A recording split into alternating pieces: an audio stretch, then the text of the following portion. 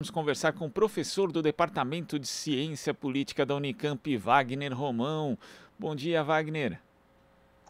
Bom dia, Glauco. Bom dia a todos os ouvintes. Wagner, provavelmente nós teremos na eleição do ano que vem a federação partidária. Eu digo provavelmente porque isso já é uma disputa que, mesmo ainda não tendo regulamentação definida, já está sendo judicializada, já que o PTB entrou com uma ação direta de inconstitucionalidade, pode ser que venha a ser julgada essa ação, e a federação partidária ela veio substituir as coligações partidárias, né, que sempre existiram, quase sempre existiram nas eleições brasileiras, só que com a diferença de que estabelece ali um programa comum, uma unidade mínima por 4 anos, indo além simplesmente só da eleição. Que perspectivas a gente tem de mudanças no quadro político a partir da oficialização dessas federações, Wagner? Glauco, é uma grande novidade no cenário político brasileiro, exatamente nisso que se refere à organização das eleições, mas mais do que isso, a organização da própria relação entre os partidos políticos em um determinado campo. Essa é a ideia da federação. Portanto, ela é diferente das coligações. As coligações, elas permanecem apenas no momento eleitoral, no momento de uma determinada eleição, e no dia seguinte em que a eleição terminou, as coligações se desfazem, praticamente sempre se desfazem. A gente tem aí coligações com partidos políticos de espectro, que são de esquerda e de direita, se juntando em coligações. A ideia da federação é exatamente que seja possível haver uma relação mais permanente entre partidos políticos e, claro, sempre esperando que esses partidos sejam mais próximos entre si no espectro ideológico, ou seja, partidos de esquerda federam com partidos de esquerda, partidos de direita federam com partidos de direita e assim por diante, né? Então, algo muito novo. Acho que os partidos políticos eles estão exatamente buscando compreender como é que vai ser esse processo. Isso foi aprovado, mas ainda carece de regulamentação pelo próprio TSE, mas é verdade, você tem razão, que isso já está mexendo aí com as perspectivas para a eleição do ano que vem, né? Porque há sobretudo, uma tentativa de diálogo entre o PT e o PSB, e parece que o PCdoB também, inclusive porque é um partido que batalhou muito, o PCdoB, pelas federações, porque as federações também, a lógica das federações, da implantação das federações nesse momento, também tem a ver com o pleito dos pequenos partidos que poderiam ficar poderiam até ser extintos, né? Ou não participar do próprio Congresso Nacional, não receber fundo partidário, porque poderiam ter uma pequena votação nas próximas eleições. A cláusula de barreira ela sobe agora em 2022 e as federações foram entendidas também como uma possibilidade de manutenção desses partidos.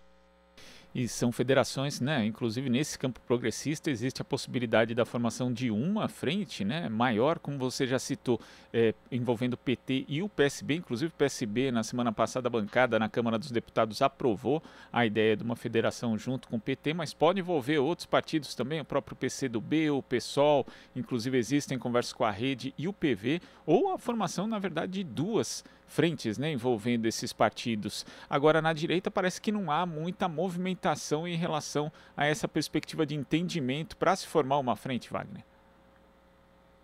É verdade, porque eles também não sabem exatamente se eles podem ganhar ou perder com essas frentes.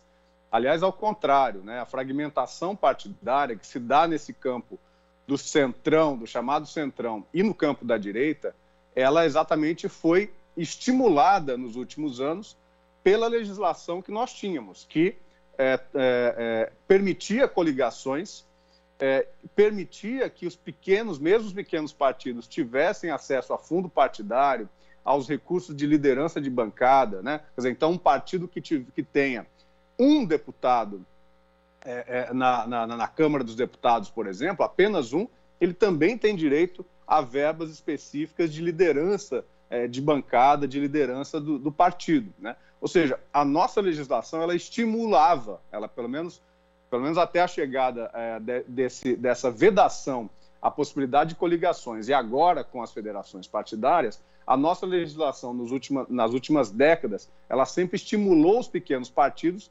fisiológicos que acabam atuando muito na compra e venda de horário de TV, das próprias coligações, né? Porque quanto maiores as coligações, mais recursos, né, essas coligações podem ter no processo eleitoral. Então, essa explosão de partidos de centro, não dá nem para a gente dizer se elas estão em algum lugar do espectro ideológico, elas estão muito mais ali como partidos de aluguel para vender espaço na televisão e no rádio e para vender também os recursos do fundo eleitoral. Então, esses partidos, portanto, eles estão aí tentando lidar com essa novidade da federação e me parece que não está sendo desenhada nenhuma federação nesse campo, seja da direita, seja do centro.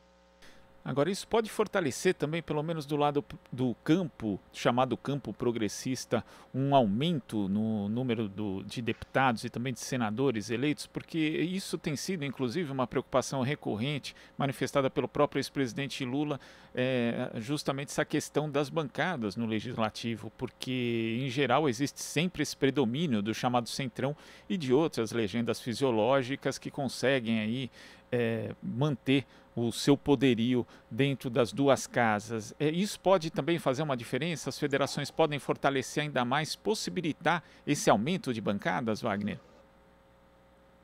Olha, Glauco, eu teria um pouco de reserva em poder afirmar peremptoriamente que a gente terá, né, bancadas maiores no campo da esquerda, ou mesmo no campo mesmo no campo das federações, né?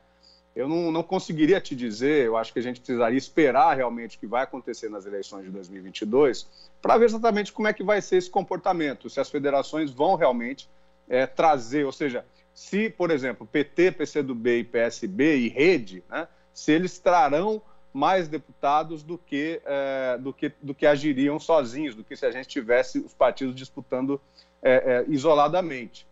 Eu acho que o que é mais importante nas federações é exatamente essa ideia de que os partidos se unam, se organizem a partir do seu espectro ideológico, ou seja, dentro de um determinado programa que seja pactuado pelas forças partidárias. O que a gente pode ver aí é que os partidos de esquerda têm mais vigor ideológico, ou seja, têm mais afinidade ideológica. Isso me parece que é muito bom para o eleitorado, né? Quer dizer, que o eleitorado possa compreender que, em linhas gerais, esses partidos que formam a federação, eles têm afinidade e que ele pode votar nesses partidos com mais consciência daquilo que os partidos representam. Eu acho que esse aspecto é muito importante, ou seja, os partidos não vão perder as suas características próprias, a relação com a sua militância, com as suas bases, mas em termos do processo eleitoral e em termos do que vai acontecer no próprio parlamento, a gente vai ter mudanças importantes com a chegada das federações. Eu acho que elas são positivas. Agora, claro, desde que elas sejam estabelecidas a partir de um consenso programático, da construção, ou seja, de um programa político para a sociedade brasileira que seja coerente com a trajetória desses partidos. Bom, Wagner, enquanto a eleição não chega, nós temos aí esse nosso cenário político atual em que algumas coisas são bastante recorrentes. Por exemplo, ontem o governo de Jair Bolsonaro disse que vai exigir quarentena de 5 dias de viajantes não vacinados para entrarem no Brasil, atendendo na prática o cerne da recomendação da Anvisa, mas ao mesmo tempo o presidente Jair Bolsonaro distorceu o que seria a proposta da Anvisa, falando que agora eles querem fechar o espaço aéreo, sendo que a agência nunca sugeriu qualquer coisa do gênero. E depois também o ministro da Saúde, Marcelo Queiroga, disse que, como diz o presidente, é melhor perder a vida que a liberdade, fazendo associação entre coisas que não têm simplesmente relação, né? A gente sabe que existe essa aposta recorrente do governo de Jair Bolsonaro e da figura do presidente da República nessa espécie de dissonância cognitiva, né? De falar uma coisa, depois de desdizer, como diria Cazuza, as ideias não correspondem aos fatos, né, de forma bastante evidente, mas ultimamente, depois do 7 de setembro, principalmente, em que o presidente acabou recuando em relação às ofensas e aos desafios ao STF, parece que ele voltou para essa coisa da questão da saúde, principalmente tentando fomentar os anti-vacina. Como é que você vê essa movimentação, né? Primeiro, essa atitude recorrente e essa um pouco mais nova estratégia de Jair Bolsonaro, Wagner? Glauco, a gente tem visto no Brasil inteiro essa parte bolsonarista da população que ainda existe, que ainda permanece, mesmo com o fracasso do governo Bolsonaro. A gente tem visto em diversas câmaras municipais essa disputa sendo feita. Aqui mesmo em Campinas, a gente teve um caso aí há um mês atrás, mais ou menos. A gente viu isso acontecer em São Paulo, em diversas capitais. Então, a base bolsonarista está muito mobilizada por essa questão de ser contra o passaporte da vacina. Você tem razão em falar de dissonância cognitiva, porque o Bolsonaro ele sempre está jogando com essa desinformação ou com essa falsa informação ou com essa quase informação, né? Quer dizer, é sempre esse limite aí que nós estamos jogando quando a gente está pensando no que o Bolsonaro está falando para as suas bases, mas as bases bolsonaristas, elas entendem, quer dizer, elas atuam dentro de uma determinada coerência. Ele tem jogado com essa ideia de que a liberdade individual, ela se sobrepõe à responsabilidade de cada um e de cada uma de nós de nos vacinarmos, ou seja, de que a gente possa colaborar para o processo de combate à Covid a partir de uma atitude que é uma atitude nossa, individual, mas que ela está guardada, ela está respaldada por um sentimento de coletividade, né? Ou seja, de que mesmo pessoas que eventualmente possam ter receio, né, de tomar a vacina, mesmo depois de tanta tentativa de informar as pessoas que a vacina ela é segura, né, ela é absolutamente necessária para o combate à Covid, e para o combate à Covid, para o próprio indivíduo e para a sociedade como um todo, mesmo que pessoas não queiram tomar a vacina por si próprias, elas precisam perceber, entender que elas vivem em sociedade e elas fazem parte de um esforço coletivo no combate à Covid. Essa ideologia absolutamente individualista, né, que não pensa no coletivo, que não pensa na sociedade como um todo, é a ideologia do Bolsonaro, é a ideologia que ele está utilizando exatamente para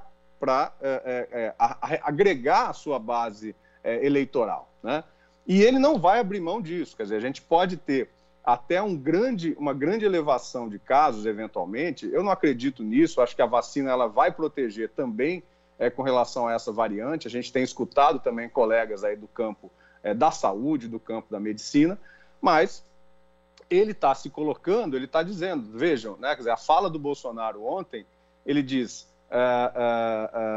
venha o que vier, venha a variante que vier, nós não vamos tomar uma medida alternativa, nós não vamos ter outra posição. Então ele continua numa linha irresponsável, né, que não percebe que essa pandemia, a Covid-19, ela tem especificidades e a gente tem que aguardar, a gente tem que esperar, a gente tem que colocar força na ideia de que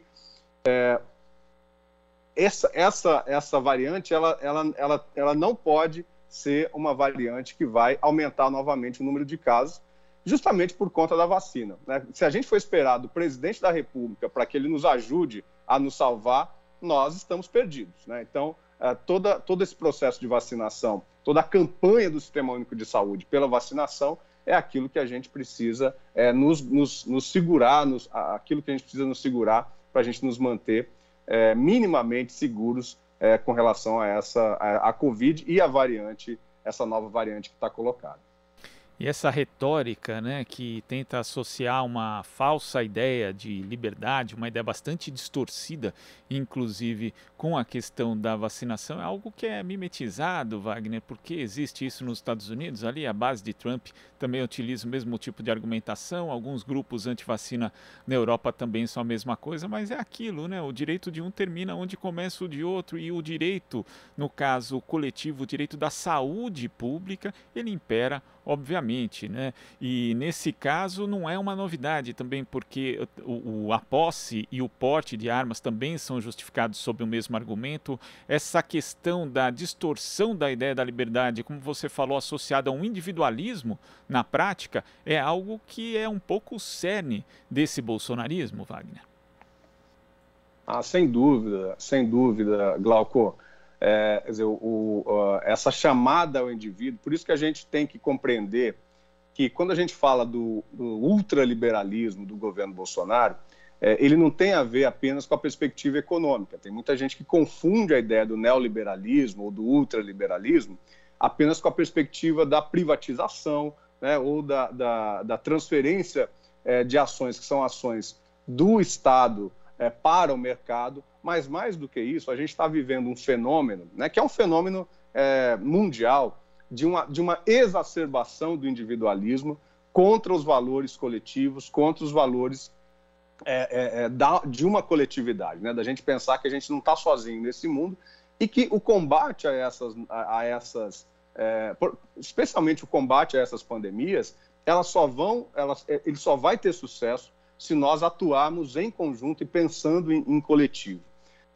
A questão das armas, você tem toda a razão, ele também está trabalhando com a ideia de que sobre a minha propriedade, sobre a minha casa, eu posso fazer o que eu quiser, e não é bem assim, né? Nós temos a função social da propriedade, né, que está estabelecida pela Constituição brasileira, e os direitos coletivos, eles se sobrepõem, sim, quando a gente vive em sociedade, aos direitos individuais.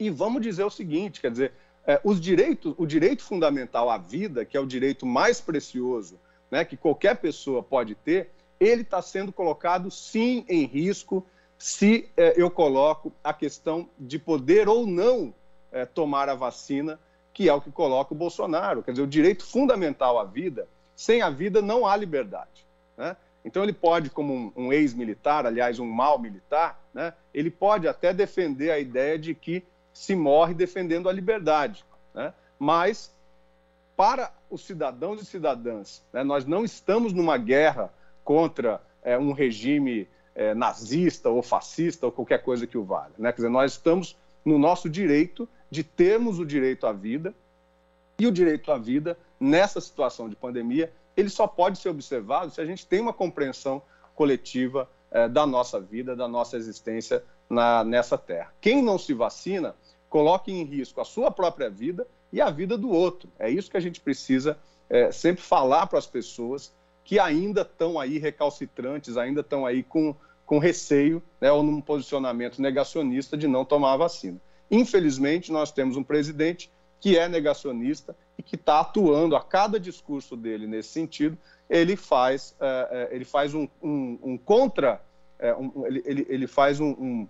prejudica exatamente todo o esforço da sociedade brasileira para que a gente possa se livrar da Covid-19 o mais rápido possível. E ainda bem que o Brasil tem uma cultura vacinal muito forte, né, que já vem de muito tempo, porque senão essa atuação do presidente Jair Bolsonaro seria ainda mais comprometedora. E Wagner, para a gente concluir aqui, saiu agora há pouquinho uma nova pesquisa da Genial Quest, uma empresa de inteligência de dados que faz análise de redes sociais, também pesquisas de opinião pública como essa, sobre o cenário presidencial de 2022. E na análise aqui do quadro com 7 pré-candidatos, o ex-presidente Lula, mais uma vez, continua liderando com 46% dos votos, que seria mais do que a soma dos seus adversários, portanto, consolidaria aqui, configuraria uma vitória no primeiro turno. Bolsonaro vem em segundo com 23%, que é metade dos votos do ex-presidente Lula, Sérgio Moro em terceiro com 10%, Ciro Gomes na quarta posição com 5%, João Dória com 2%, Rodrigo Pacheco e Felipe Dávila empatados com 1%. Brancos e nulos são 7%, indecisos 5%. Nós tivemos 2 fatos políticos recentes, que foi a filiação de Sérgio Moro ao Podemos e também a confirmação de Dória como pré-candidato do PSDB à presidência da República, mas, ao que parece, esses acontecimentos não mudaram muito o cenário, porque o ex-presidente Lula continua liderando, Bolsonaro também tem uma certa folga ali no segundo lugar, e Moro tem ali os seus 2 dígitos, é o único dos candidatos da chamada terceira via aí que chega nesse patamar, e Dória ali com um percentual bastante reduzido, Wagner, que é o percentual da margem de erro, praticamente, ali 2%, né? Como que você vê aí esses 2 fatos acabaram não mexendo tanto no cenário, isso vai continuar, pelo menos a partir desse ponto de vista, né? Se não acontecer nenhum incidente, existe uma certa estabilidade no momento? Eu penso que aí o fato novo realmente é esses 2 dígitos do Sérgio Moro, né? Eu acho que o Dória, ele fez uma disputa no PSDB, que foi uma disputa fratricida, né? Ele acabou com as possibilidades de conexão exatamente com 45% dos delegados lá que votaram contra, que votaram no Eduardo Leite. Então, a candidatura Dória, ela me parece uma candidatura natimorta, né? E esse avanço do Sérgio Moro aí, ele se dá exatamente porque nós temos uma mídia, né? Quer dizer, uma mídia que corporativa aí, praticamente, que vai jogar muita força na candidatura do Moro, né? Então, nós temos um trabalho aí muito importante de desfazer isso que ainda resta da figura do Moro, né? Porque o Moro, ele é o grande causador desse desgoverno que nós estamos vendo, que é o desgoverno Bolsonaro.